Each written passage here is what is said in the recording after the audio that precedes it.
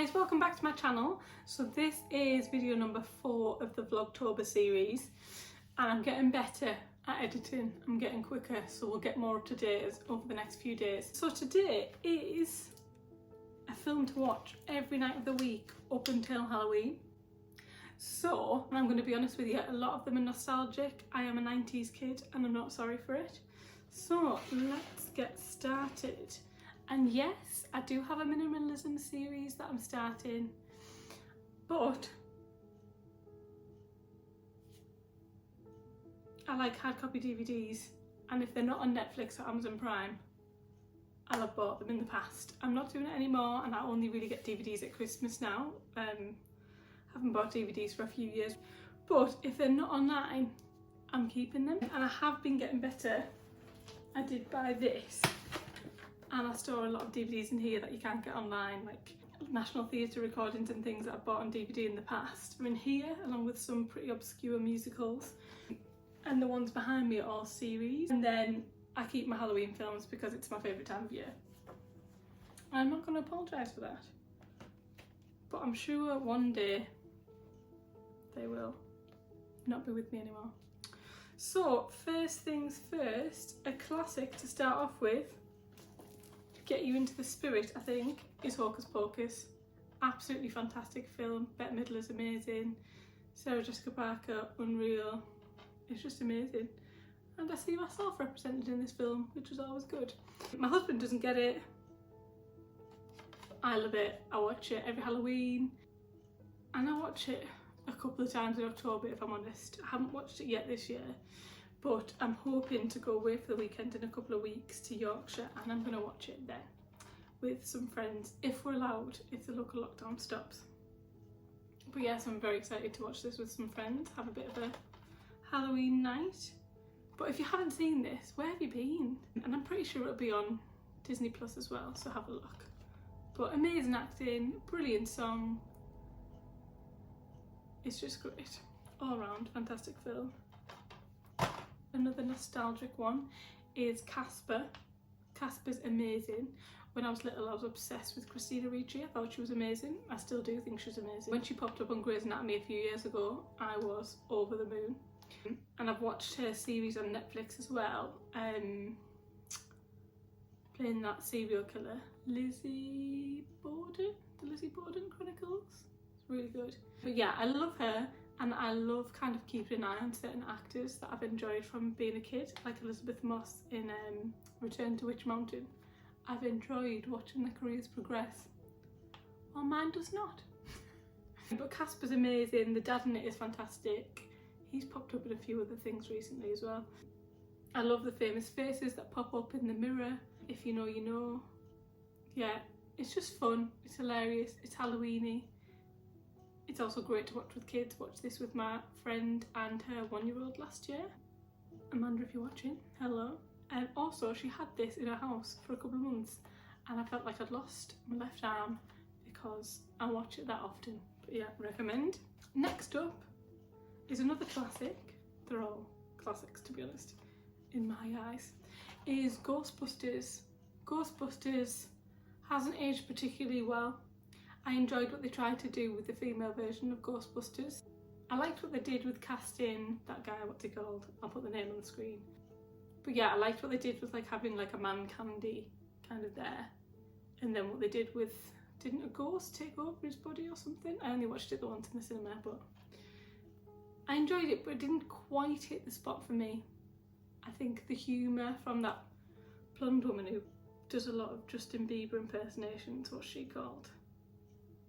She didn't quite hit the mark for me with a few things. I think some of it was script, and I think some of it the improv. But yeah, some of it just didn't hit the spot for me. Miss McCarthy was great though.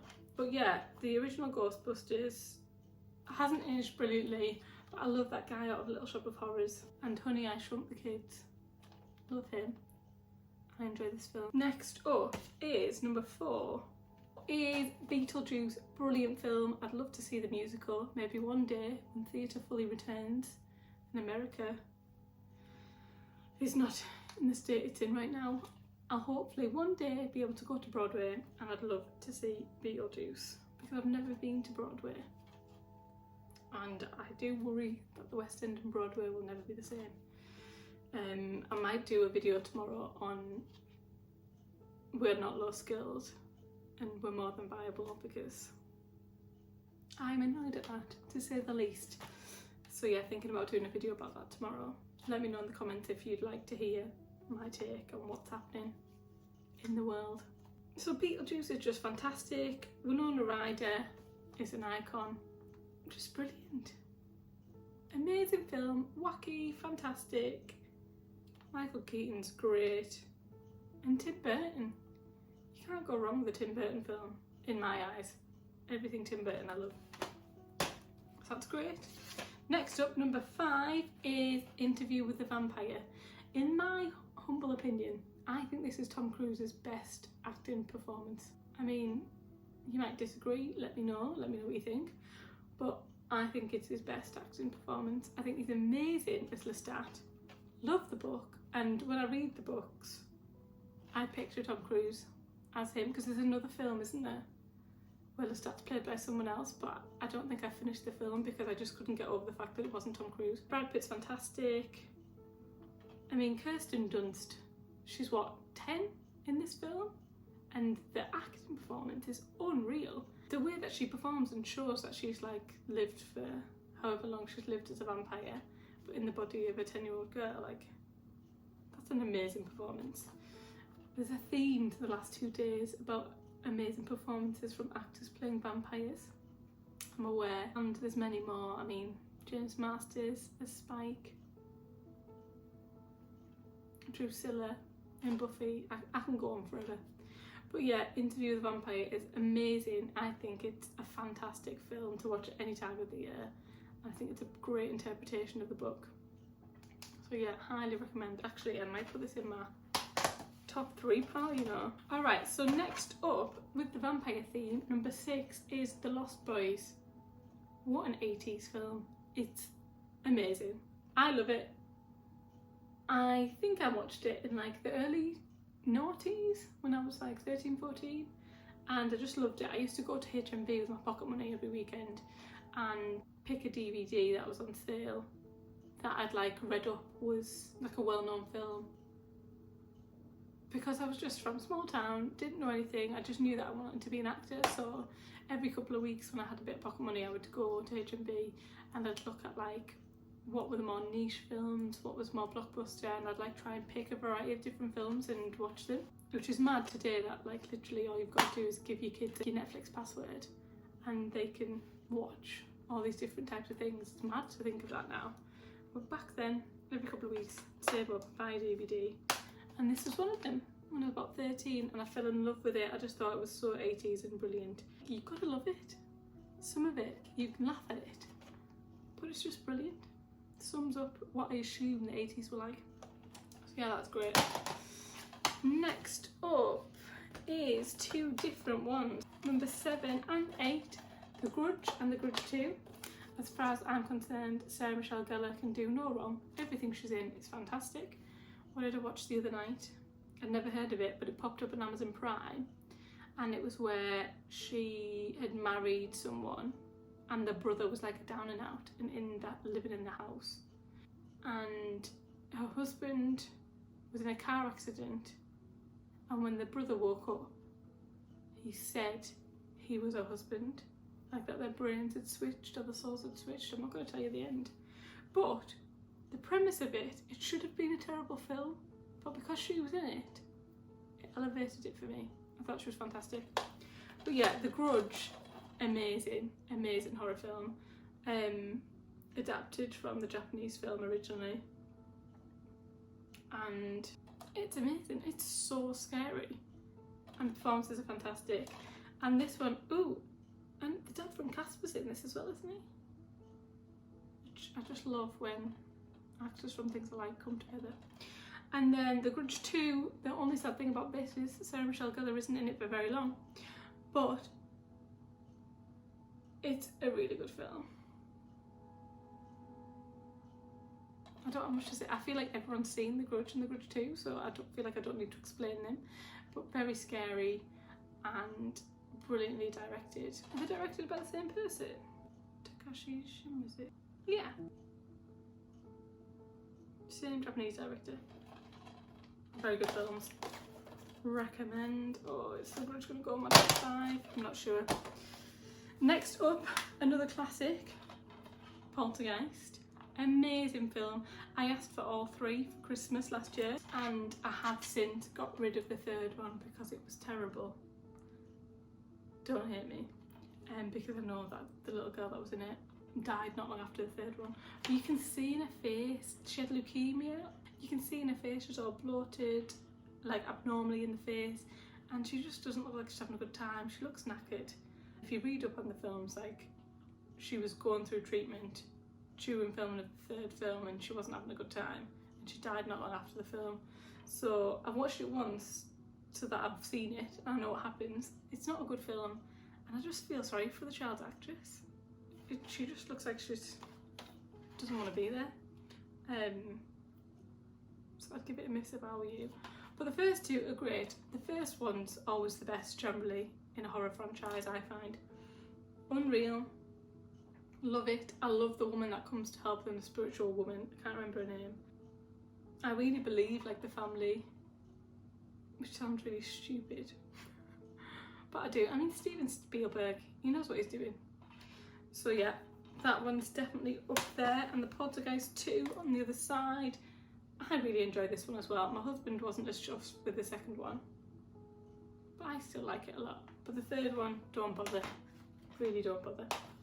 And next up, number 11 is Labyrinth. If you want a bit of light relief in your October film watching nights, because most of us are on local lockdown, so what else are you going to do? But yeah, I really recommend this film. If you haven't seen it, it's amazing. I was obsessed with it as a kid, obsessed with David Bowie. I wanted to be the girl in this film. What's she called? You can tell it's produced by the Star Wars director, George Lucas, can't you? Who played Sarah? Jennifer Connelly. I wanted to be her. I just love that she had the opportunity to go to this magical place. I love all the songs. My baby, crying hard as babes do cry. I mean, it's iconic. If you don't bump into your friend and start singing, the babe with the power, what power? The power of voodoo. Who do you do? What? Remind me of the babe. I mean, are they really your friend? This is what you gotta think about. So Labyrinth, amazing. It's definitely going in my top 5. Unreal. David Bowie, what a legend. What a huge miss. Also, shout out for Christmas, if you have the Snowman version where David Bowie introduces it and pulls out his scarf and shows you that he was the kid. The best version of the Snowman. I actually recorded it on my telly 2 years ago and I've refused to delete it. And I've watched it every Christmas since. But yeah, recommend. Number 12 is The Shining. Fantastic film. If you watched my video yesterday, meant to be read in October, I actually am reading The Shining at the moment, or I'm about to be, because I love the film so much and I've enjoyed a lot of Stephen King books in the past, so I'm determined to read the book. But yeah, it's amazing. Where to start? Jack Nicholson, fantastic actor. I'd love to meet him. I'd love to work with him. It's never going to happen though. Stanley Kubrick, fantastic. It's just amazing. I mean, you can see in the actress when she's on the stairs screaming, you can see that she's being worked beyond the point. And I know that she's said in the past that she felt traumatised by the filming of it. So I am incredibly sorry for that. I mean, that's not something a director should ever do, but it's terrifying. It is truly terrifying. And it's amazing and it's a classic. And if you've got a boyfriend or a husband or a partner who argues with you over films all the time, pull out The Shining. They can't argue with that. It's a classic, it's a great film, end of. What's she called? Shelley Duvall? Shelley Duvall. Brilliant performance. And the kid. Imagine being the kid filming that. Red Rum. It's just iconic, isn't it? Fantastic film. 13, my favourite number. Buffy the Vampire Slayer the movie. Now hear me out. The series is amazing. Just Wedding is amazing. Sarah Michelle Gellar is amazing. The film, another 80s film where it's just so bad, it's good. I love the guy playing Giles. What's he called? Donald Sutherland. Donald Sutherland is an amazing actor. And he pulls this film together for me. Because he's unreal. I think he's unreal anyway. Christy Swanson is just the 80s icon. What more is there to say? Pike is a bit confusing because he's like Spike and Xander kind of like rolled into one. If you watch the series, you can kind of see where it's coming from and how it gets to be the amazing series that we've seen to this day. I'm still upset that there's not more.